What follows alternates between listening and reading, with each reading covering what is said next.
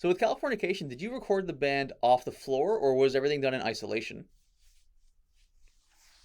No, it was somewhat isolated. I mean, that room, that Studio 2 at Cello has one big sort of flimsy ISO booth that, back in the 50s when they built that studio, they really weren't thinking that people were going to play that loud or I don't know, whatever. But no, we had Flea's bass rig in a room with enough isolation that if he made a mistake, which he never did, or if he wanted to replay it or fix something, the leakage wouldn't be a problem. And the same with John. The amps were not in the same room as the drums, but they were close enough that there was some leakage back and forth. So yeah, it was all done at the same time. Those three guys played, and that's what you hear on the record. That's cool. And was it like that with By the Way? Was it mostly isolated, or did they ever play off the floor together? Yeah, no, mostly isolated, but they all played at the same time. It's just, the isolation is just, the phenomenon is you want to protect the quieter sounds from the louder sounds, Hmm. and vice versa. You don't want something to get polluted by another sound if you don't have to. Sometimes leakage works great, and all together now, one for all for one, everybody play. But it's nice to have that control, so that if you change your mind and want to play a different bass line or play a different guitar line or try something different, that what you have played before isn't so loud on the record that you can't erase it or Hmm. change your mind. So that's all. Everything was prepared on both the records that I did. They weren't figuring very much out in the studio. They Hmm. were just performing it.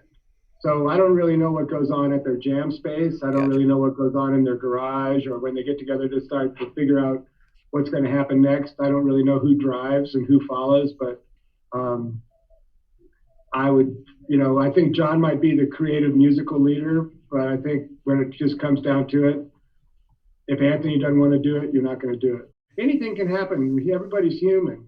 So you got to play it a few times to just get the pocket, get the feel good about it, Hmm. communicate, get your tone, get your headphone mix. Two or three, four takes can go by before you're really like, all right, now I'm getting hot. Let's go. Now let's go.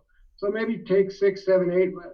Um, and back in the old days, before I learned how to do what I do now, people would just go, yeah, those all felt really good. Yeah, fantastic. I think we got it. Come on in. Let's listen to those. So you listen to take one. Ah, no, that was bad.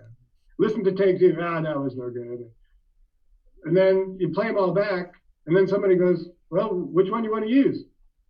Oh, I don't know. Which one did you like? Oh, I kind of like six. Oh, which one was six? Hmm. Is that the one where I made the basement? No, that was four. Are you sure? How about seven? No, seven was one where we did, remember, there was something wrong at the intro. So it just took forever.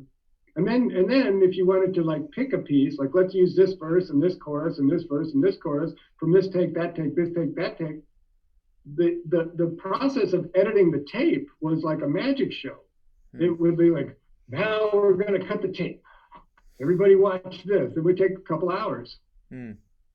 And now with Pro Tools, you can do it in a couple minutes. And also now I pay attention, like every take, every beat, every second. And I personally, and I think all engineers and producers do this now, there's no reason to listen to take one if you're not going to use it. The intro at take four was the best one, so that's going on the record.